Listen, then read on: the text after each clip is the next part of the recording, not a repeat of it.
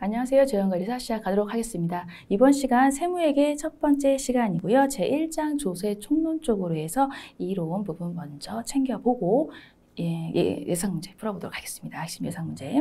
네, 이론부터 가도록 하겠습니다. 네, 첫 번째 조세 총론, 조세의 개념과 분류 쪽입니다. 네, 조세의 개념부터 볼 텐데요. 간단합니다. 네, 간단한 것들은 저 역시 간단하게 넘어갈 건데요. 네, 조세의 개념이에요. 개념. 네, 우선 과세 주체와 과세 목적, 그리고 과세 근거, 반대급부 여부에 대해서 말씀드릴 텐데, 과세 주체는요, 국가 아니면 지방자치단체입니다. 간단하죠? 그리고 과세의 목적은 경비 충당을 위한 거죠. 국가가 쓰기 위한, 지자체가 쓰기 위한 경비 충당을 위한 거에 과세의 목적이다라는 부분 간단합니다. 그리고 과세 근거는 과세 요건을 충족한 모든 자에게 과세를 한다라는 게 과세 근거인데요. 자, 이때 과세 요건만 한번 챙겨볼게요. 과세 요건 4가지 있습니다. 4가지. 과세 요건, 납세할 사람이 필요하겠죠? 납세 의무자 필요하고요. 네, 그리고 무엇을 대상으로 해서 납부를 할지 대상이 필요합니다. 과세할 대상이 필요해요. 그리고 세 번째, 과세 표준. 과세 표준. 얼마. 결론적으로 얼마를 과세할 거니 그런 표준이 되는 과세 표준 금액이 나와야 되는 부분이고요. 거기에다가 세율, 정해진 세율 몇 프로를 곱해서 세금을 내게 하는 거, 그게 과세 근거가 되면서 세금이 거쳐지는 부분입니다. 예를 들면 이거죠. 납세 의무자가 개인이에요. 개인이고요. 그리고 개인의 소득을 가지고 과세를 할 겁니다. 그리고 1,000만 원이었어요. 이 사람의 소득이. 이때 세율은 6%거든요. 이렇게 해서 60만 원 걷겠다라는 거. 네, 이게 과세 요건에 따라서 이만큼 거둘 거예요 라는 걸로 해서 세금을 거둘 수 있는 근거가 되는 부분이다 라는 겁니다. 간단하죠? 과세 요건 알아두시고요. 네, 그리고 반대급부 여부 부분인데요. 네, 반대급부 없이 부과하는 금정급부입니다 라는 부분이에요. 반대급부라는 부분은 이런 거예요. 내가 어떠한 값, 1,000원을 내면 1,000원에 해당하는 어떠한 물건을 살 수 있는 거, 그런 것을 반대급부라고 얘기하거든요. 내가 어떤 대가를 치르면 상응하는 거를 받는 거, 그게 반대급부인데, 조세는 반대급부가 없습니다.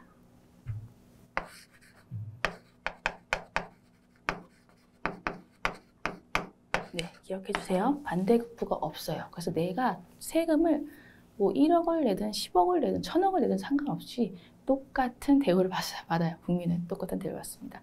네, 그래서 보상을 내가 세금을 많이 낸다고 해서 내가 더 많은 복리를 취하고 이런 것 없다라는 거, 반대급부 없다라는 개념 여러분들 챙겨주시고요. 네, 그리고 조세의 분류로 가겠습니다. 조세는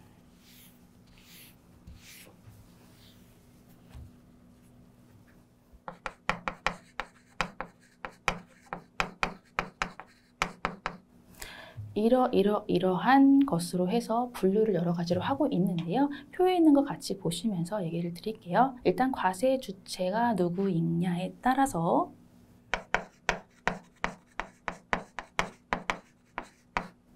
국가에서 과세를 하는지 그리고 지방자치단체가 과세를 하는지에 따라서 국세, 지방세로 나뉩니다. 앞서 얘기했던 내용이니까 간단히 넘어가고요. 네, 그리고 사용 목적, 그리고 확정 여부 이런 것들에 따라 달라지는 부분이 있는데요. 자, 사용 목적, 확정 여부를 볼게요. 사용 목적이 확정되어 있는지 여부입니다. 네, 확정되어 있지 않으면 보통세예요. 보통세고요. 확정되어 있으면 목적세예요. 그래서 목적세. 네, 그래서 보통세는 사용 목적을 정하지 않았기 때문에 두루두루 쓸 수 있어요. 두루두루 필요한 데마다 그 세금을 가지고 쓸 수가 있어요. 그런데 목적세는 요거만을 위해서 쓸 거야 라고 했기 때문에 이 목적 이외의 것에 쓸 수가 없습니다. 그래서 보통세가 상대적으로 상당히 많고요. 목적세는 상당히 일부만 목적세로서 두고 있다라고 해서 여러분들이 개념적인 부분을 가져가시면 좋겠고요. 예를 들면 목적세 대표적인 부분으로서는 지방교육세 이런 것들이 있다라는 것 정도만 알아두시면 괜찮습니다. 네, 그리고 세 번째, 조세 부담이 전가되느냐 안 전가되느냐라는 부분인데요. 조세 부담이 전가되느냐, 전가 여부입니다. 네, 직접세, 간접세로서 조세 부담이 전가되지 않으면 직접세라고 얘기를 하고요. 네, 그리고 조세 부담이 누군가에게 전가가 되면은 간접세라고 얘기를 합니다.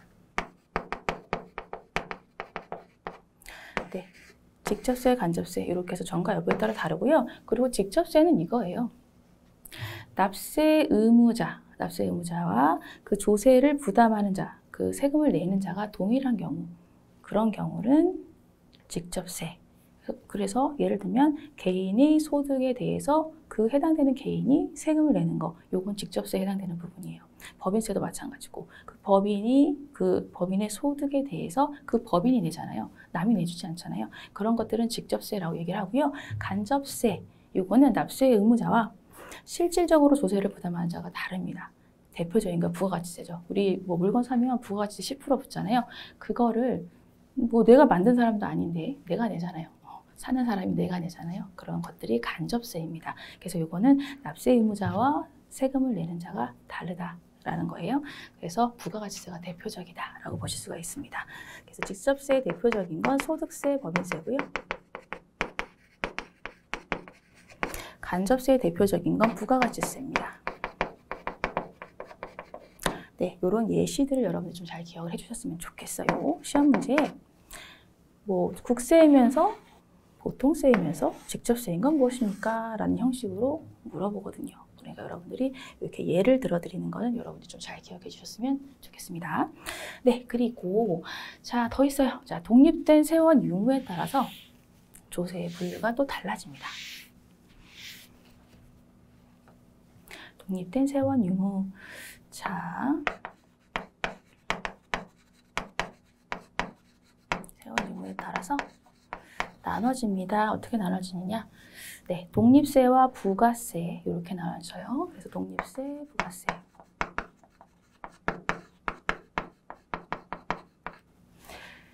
네, 독립세는 독립된 세원이 있어요. 독립된 세원. 법인세면 법인의 소득, 소득세면 개인의 소득, 뭐 이런 것들. 그래서 독립된 세원이 있는 거죠. 법인의 소득, 그리고 개인의 소득. 그거의 소득에 따라서 세금을 부과하니까. 그런데 부가세는 독립된 세원이 없어요.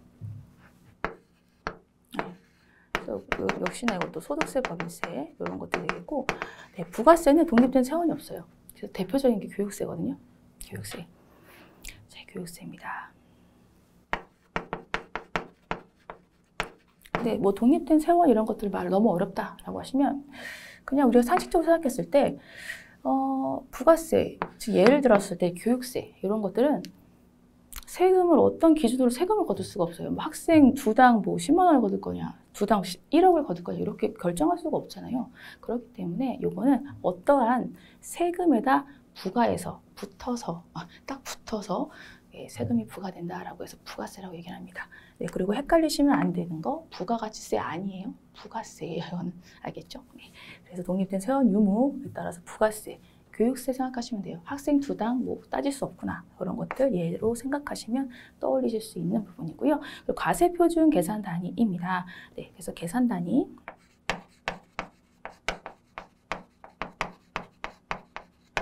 단위인데요. 양으로 할지, 그리고 가격으로 할지에 따라서 종가세, 종량세 이렇게 나뉩니다.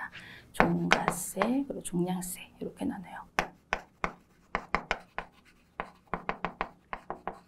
네, 종가세 같은 경우는 금액으로, 가액으로 하겠다라는 게 종가세입니다. 그래서 일정 비율, 그 금액의 일정 비율 퍼센테이지를 곱해서 과세하는 거, 부가가치세가 대표적이라고 볼 수가 있겠죠. 10% 가격에다 10% 부과하는 거니까요. 부가가치세가 해당되고요. 네, 종량세는 양에다 하는 거죠. 양. 그래서 요거는 수량으로 과세표는 수량으로 표시하고요. 그리고 세율을 단위당 금액으로 과세한다라는 거예요. 그래서 유류세예요. 유류세가 대표적입니다. 그래서 이거는 유류세, 기름 넣으시면 리터당 얼마 이렇게 되잖아요. 종량세라서 그래요. 그래서 그 양에다가 세율을 곱한다라고 보시면 되겠습니다. 그리고 납세 의무자 담세 능력의 고려 여부인데요. 네. 담세 능력 너무 길다. 담세 능력 고려한다. 네, 인세, 물세 이렇게 나눠집니다. 인세, 물세. 네, 요거는 인적사항을 고려해서 인세라고 얘기를 하는 부분이고요. 인적사항을 고려하지 않는 거는 물세라고 표현을 해요. 그래서 요거 인세의 대표적인 건 소득세예요. 그래서 연말정산 같은 거 하거나 뭐 종합소득 신고할 때 인적사항, 뭐 내가 부양하고 있는 가족이 얼마인지에 따라서 세금이 줄어드는 구조를 갖고 있거든요. 그래서 인세는 소득세가 대표적이다라고 볼 수가 있고요. 그리고 물세 같은 경우는 네, 인적사항을 고려하지 않죠. 부가가치세. 내가 생수 사러 갔는데 우리 가족이 4명이니까 몇 프로 깎아주세요. 이런 거 안 됩니다. 그래서 물세 대표적인 게 부가가치세라고 생각하시면 되시고요. 이렇게 조세의 분류는 크게 6가지 나눠집니다. 라는 거 기억해 주시고요.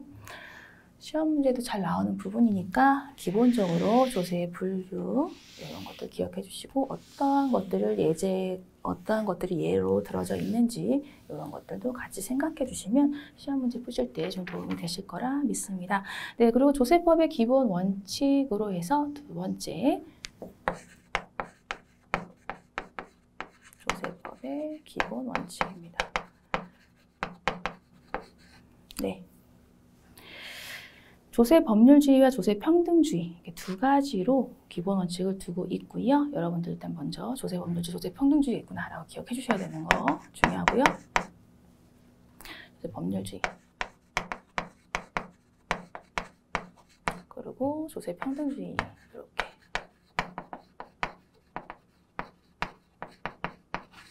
네, 이렇게 기억을 해주시고요. 두 개를 좀 네, 나눠서 기억하시는 게 좋아요. 카테고리별로. 조세 법률주의에 어떤 것들이 있는지, 그리고 조세 평등주의에 어떠한 것들이 해당되는지, 이런 것들을 좀 나눠서 기억해 주시면 좋겠습니다. 자, 조세 법률주의에는 자, 이런 것들이 있습니다. 과세요건 법정주의, 과세요건 명확주의, 합법성의 원칙 이런 것들이 조세 법률주의에 해당되는 부분이거든요. 그래서 요거 세 가지를 여러분들 먼저 기억하시는 것이 필요해요. 자, 과세요건 법정주의.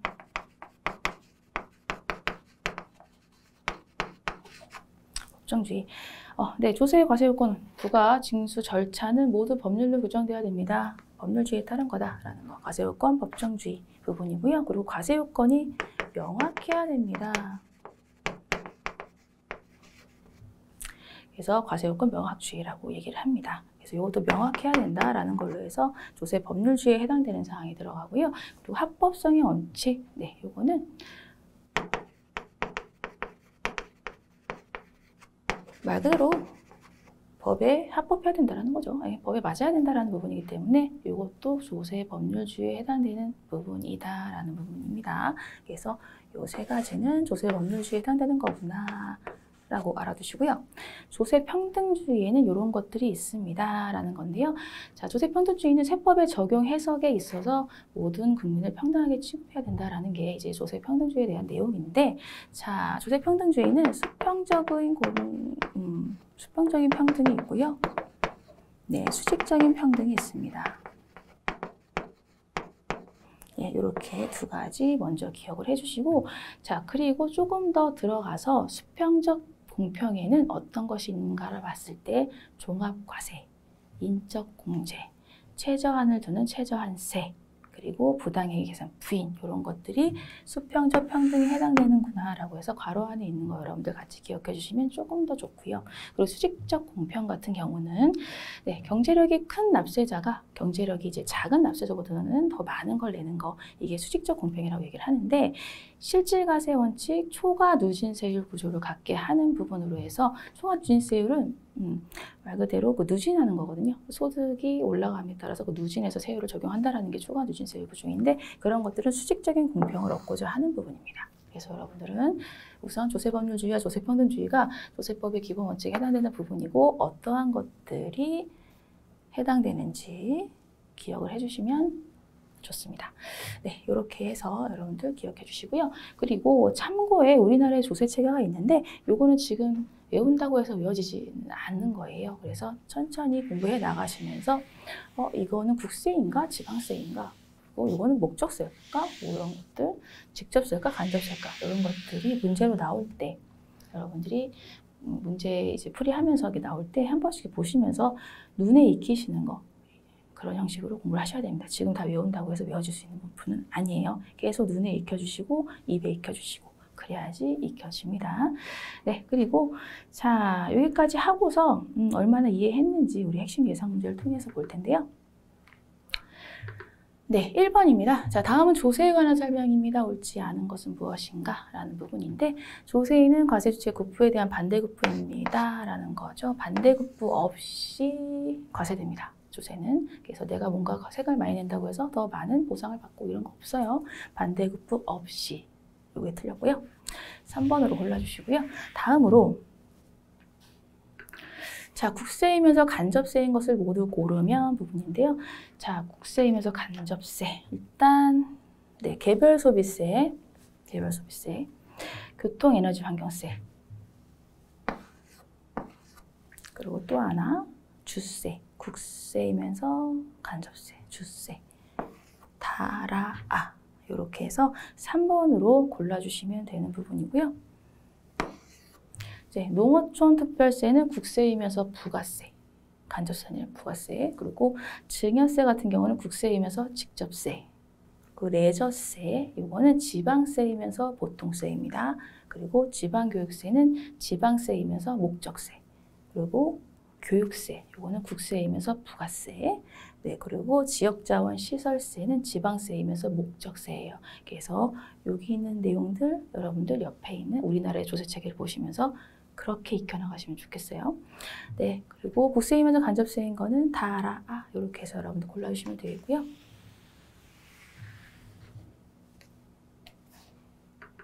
네, 다음 중 조세법률주의의 내용이 아닌 것을 찾아라 라는 부분인데, 자, 조세법률주의. 자, 지금 보시면, 네, 구체적이게 됩니다. 명화주의, 이런 것들.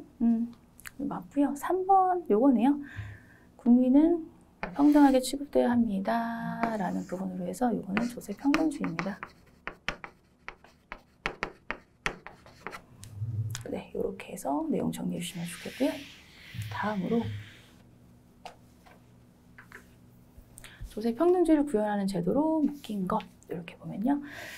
자, 지금 조세평등주의, 종합소득세, 인적공제, 그리고 초과 누진세율이라든가, 네, 그리고 조세평등주의, 부당행위 계산 부인, 네, 그렇죠. 이런 것들이 해당되고, 네, 그리고 소득과세, 무교특별, 최저한세, 네, 그리고 최저한세 포함되고요. 네, 이게 조세평등주의를 구현하는 제도로 해서 가나다마 이렇게 해서 2번으로 골라주시면 되겠습니다. 네, 소득과세 금지는 조세법률주의 쪽에 들어간다고 보시는 게 좋고요. 중소기업 특별세 감면 같은 경우는 중소기업이라고 해서 세액을 감면한다는 것은 조세평등주의를 오히려 저해야 하는 그런 제도거든요. 그래서 해당되지 않습니다. 네, 이렇게 해서 정리 간단히 해주시면 되겠습니다. 네, 이렇게 조세 총론 쪽은 문제풀이까지 같이 하고 이 정도로 정리하고요. 다음으로는 네, 국세기본법 쪽으로 해서 내용, 이론 쪽 국세기본법, 이론 들어가도록 하겠습니다. 네, 1총설부터 볼게요. 일단 국세기본법이 무엇이냐라는 의의와 목적부터 여러분들이 살펴보실 수가 있는데요. 네, 간단하게 책 내용 두 번째 줄 정도만 읽어보고 넘어가겠습니다. 네, 국세기본법. 자, 국세에 관한 법률 관계를 확실하게 하고요. 과세의 공정을 기하고 국민의 납세의무의 원활한 이행에 기여함을 목적으로 하는 게 국세기본법의 의의와 목적이다라고 해서 뭐 간단하게 알아두시면 됩니다. 이론적인 부분이니까 네, 그 정도만 보시면 되겠고요. 의의와 목적은 그렇고 이제 중요한 부분들은 기간, 기한 이런 부분들이 중요해요. 그래서 기간, 기한 요거에 대해서 먼저 살펴보도록 할 텐데요. 자, 기간 그리고 기한. 요거는 조금 여러분들이 좀 구분해서 알아두시는 게 중요합니다. 헷갈리실 수 있으니까. 자, 일단 기간부터 보도록 할 텐데, 자, 기간은요, 두 시점 사이의 연속적인 시간이에요. 그래서 1월 1일부터 12월 31일, 1월 1일부터 3월 31일까지 해서 두 사이에 연속된 시간을 기간이라고 얘기를 하고 있습니다. 네, 그리고 특별한 규정이 없으면 민법의 규정을 따른다라는 부분으로 해서 규정은 간단하게 봐주시면 되겠고요. 그 두 시점 사이의 연속적인 시간 사이다라는 거가 기간이다라는 거, 그 개념은 일단은 여러분들이 넣어주시고요. 자, 기사한일은 초일불산입으로 해서 네, 초일불산입이 원칙입니다. 네, 그렇고요. 자, 만료일 쪽에서 하나 볼게요. 만료일. 만료일에서 좀 기억해 주셨으면 좋은 부분은 만료일의 3번인데요. 만료일에서 동그라미 3번 보시면 자, 기간의 말일이 공휴일이면요. 공휴일이면 그 다음 날. 네, 그 다음 날로 기간이 만료합니다. 네, 요것만 좀 기억을 좀 특별히 해주시면 좋겠습니다. 네, 그리고 기한인데요, 기한.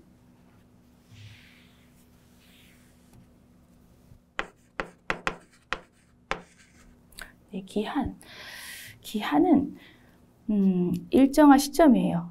언제까지? 이때 일정한 시점을 기한이라고 얘기합니다. 일정한 시점.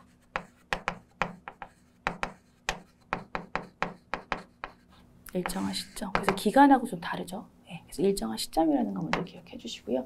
기한입니다. 네, 그리고 일반 기한으로 해서 여기 있는 거 1, 2, 3번 한번 보도록 할 텐데요. 일반 기한에 대한 부분도 여러분 잘 나오니까 좀 잘 기억을 해주셨으면 좋겠어요. 일반 기한 첫 번째 볼게요. 자, 일반 기한. 네, 표에서 일반 기한 먼저 보도록 하겠습니다. 동그라미 1번에 있는 부분인데요. 자, 서류 제출 그리고 서류 송달 이게 두 가지 부분으로 해서 서류 제출과 서류 송달 이렇게 있는데요. 자, 요거는 첫 번째 있는 거 서류 제출 그리고 서류 송달.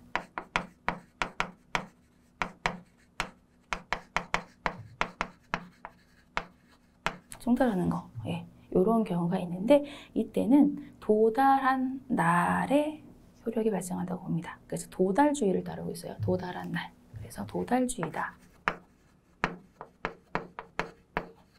네, 이렇게 해서 기억해 주시고요. 자, 두 번째로 자, 우편으로 서류 제출하는 경우도 있죠. 우편. 자, 우편으로 하는 경우는요. 우편으로 하는 경우는 통신 일부인이 찍힌 날이에요. 그래서 이거를 발신주의라고 얘기해요. 통신 일부 찍힌 날. 그래서 발신주의를 따릅니다.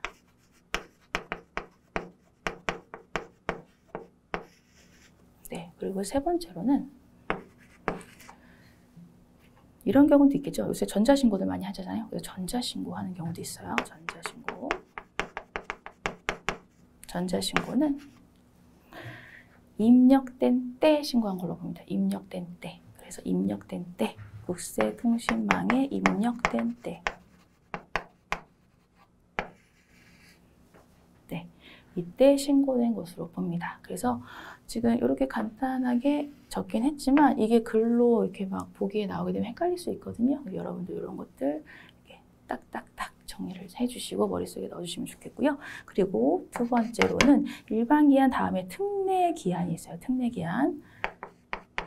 특례를 주는 기한들이 뭐가 있을까라고 했을 때, 자, 첫 번째로, 자, 일단 공휴일.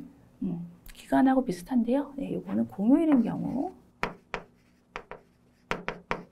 공휴일인 경우 있죠. 자, 이때 그 공휴일, 또 토요일, 근로자의 날, 이런 것들, 그런 경우일 때 그 다음 날, 네, 동일합니다. 네. 그 다음 날. 네, 공휴일 등이라고 해야 되나요? 공휴일 등. 네.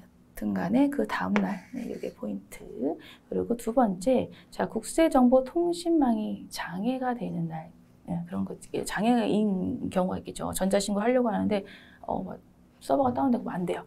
네, 그럴 때 특례 기한을 주고 있습니다. 그래서 국세정보통신망이 장애로 가동이 정지될 때, 네, 통신망 장애가 되어 있을 때는, 네, 그 장애가 복구된 날 아니고요. 복구된 날 아니에요. 장애가 복구된 날 아니고, 장애가 복구된 날의 다음 날이에요. 네, 날의 다음 날. 네. 복구된 날의 다음 날입니다. 복구된 날 아니에요. 네. 좀 함정 문제로 많이 나오거든요. 복구된 날 이렇게 나오는데 그 날 아니고 복구된 날의 다음 날입니다. 네, 반드시 기억해 주세요. 네, 틀리기 쉽거든요. 네. 그래서 기한에 대한 부분으로 해서 기한의 개념, 그리고 기한에서 일반 기한과 특례 기한 이렇게 존재한다라고 해서 여러분들이 기억을 해주시고 시험 문제 푸실 때 여기 있는 내용 잘 응용하셔서 문제를 풀어주시면 되겠습니다.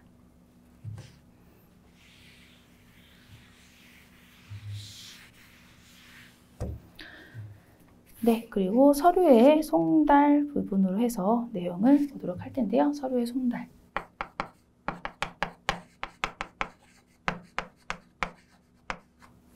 네, 서류의 송달입니다.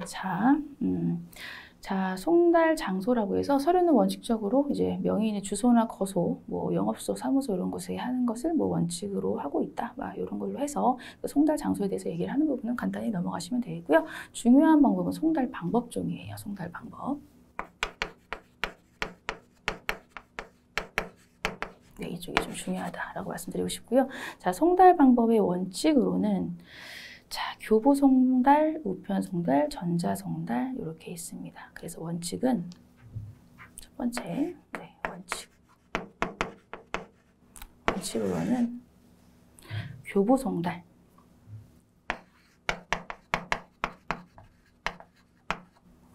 그리고 우편 송달, 전자 송달.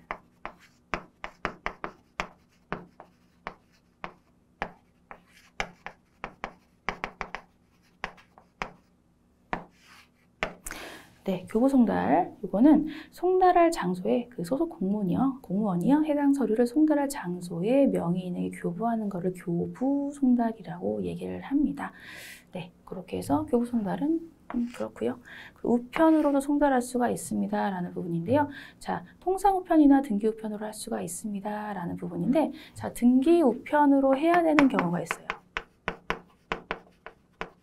등기 우편으로 해야 되는 경우가 있어요. 어떤 거냐? 자, 요거는 납부의 고지라든가, 납부의 고지. 아직 뭐 독촉 같은 거 있죠? 독촉. 요런 것들. 강제징수, 이런 것들 해당되고요. 뭐, 요런 경우에는 통상우편을 하면 안 되고요. 등기우편으로 해야 된다라고 해서 요거 별도로 좀 기억을 해주셨으면 좋겠습니다. 정자송달 같은 경우는 자, 납세자의 전자우편 주소에 국세 처분의 내용을 기재한 서류를 도달하게 하는 것, 이걸 정자송달이라고 얘기를 합니다. 그래서 전자우편 주소에 전자우편 주소 이메일이죠. 네. 좀 싫어하는데 이메일이죠.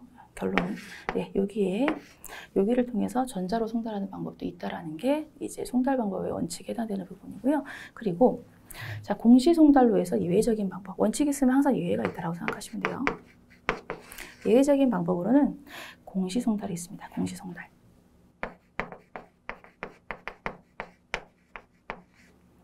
네, 원칙적인 방법이 있는데 왜 예외적인 송달 방법을 뒀을까라고 했을 때 이게 안 되니까. 이게 다 안 되니까 예외를 둔 겁니다. 결론적으로는 그래요. 그래서 교보송달, 우편송달, 전자송달이 다 안 돼요 라는 거 불가능하고 곤란한 경우에 공고의 요지를 공고함으로써 송달에 가름하는 효력을 발생시키는 거, 요거를 공시송달이라고 얘기를 하고 있습니다. 네, 어떤 경우냐라고 해서 1, 2, 3번에 나와 있는 부분은 한번 읽어주시면 될 것 같아요. 송달이 곤란한 경우 이런 것들이니까요. 그렇습니다. 그래서 여기에 공시송달이 예외적인 부분으로서 해당되는구나 라고 봐주시면 되겠고요. 자, 그 공고를 한다라는 부분이 나와 있는데 그 공고를 어디다 하느냐? 참고적으로 알아두세요. 세무서 같은 데 가면은 막 게시판 이렇게 쭉 있거든요. 거기에 다 공시송달 이런 것들이 막 그런 관련된 부분들이 다 써 있어서 이게 공고가 되어 있어요. 그래서 세무서 게시판 같은 경우에도 게시판에도 이런 공고문이 게시되어 있고요. 네, 그리고 시군구 게시판, 네, 주민자치센터 옆에 가도 이런 내용들이 있어요. 네, 시군구 게시판도 있고요. 시군구 게시판도 있고요. 관보, 네, 일간신문도 있습니다. 네, 이런 것들에 공고하면 효력이 있다라고 하는 게 공시송달이라고 보시면 되겠습니다. 네, 이렇게 해주시면 되겠고요. 그리고 송달 방법으로서 자, 원칙과 여기까지 했는데, 자, 이런 것들이 효력을 언제부터 발생하느냐라는 부분이죠. 그래서 교부, 우편, 전자, 송달 같은 경우는 도달주의에 따라서 도달했을 때 효력이 발생한다고 얘기를 합니다. 네, 도달주의를 따라서 도달했을 때 효력이 발생한다고 얘기를 하고 있고요. 네, 공시송달 같은 경우는 이러한 세무서 게시판이든 관보든 일간신문이든 이런 것을 통해서 공고를 하고 이렇게 알리죠. 그게 공시송달인데, 요거는 공고한 날로부터 14일이 지나면 서류 송달이 된 것으로 보고 효력이 발생한다고 합니다. 14일 이후. 네, 이렇게 기억을 해주시면 되겠습니다. 네, 그래서 송달 방법에 대한 것들 여러분들 잘 기억을 해주셨으면 좋겠고요. 효력 발생 시기까지도 잘 알아두시면 좋겠어요. 효력 발생 시기.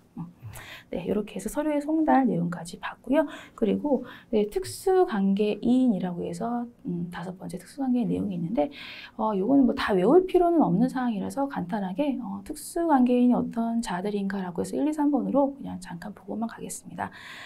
특수관계인 1번 본인과 친족관계에 있는 자, 가까운 사람들, 경제적으로 결론적으로 가까운 사람들이고요. 2번 본인과 임원, 사용인 등 경제적 연관관계 가진 경우. 그래서 1번 동그라미 1번은 가까운 사람, 친인척들, 2번 같은 경우는 경제적으로 연관성이 있는 사람을 특수한 관계가 있다라는 특수관계인으로 보고 있습니다. 그리고 3번 본인, 그리고 주주, 출자자, 그런 사람들과 경영 지배관계에 있는 자 또는 지배력 영향력을 행사하는 자, 이런 사람들이 해당이 됩니다. 이러한 자들이 특수관계에 있다라는 것 정도만 알아두시면 되고요. 네, 이런 특수관계인 같은 경우는 추후에 법인세 배울 때 부당행위 계산 부인이라든가 이런 부분에 대해서 이런 특수관계인들에 대한 내용들이 이제 연관돼서 나오니까 그냥 특수관계인이라는 용어 정도만 기억해 두시고 마무리하셔도 괜찮습니다. 네, 그럼 이렇게 해서 정리를 하고요. 다음 시간에 국세부가의 원칙으로 해서 계속 진행해 나가도록 하겠습니다. 수고 많으셨습니다. 감사합니다.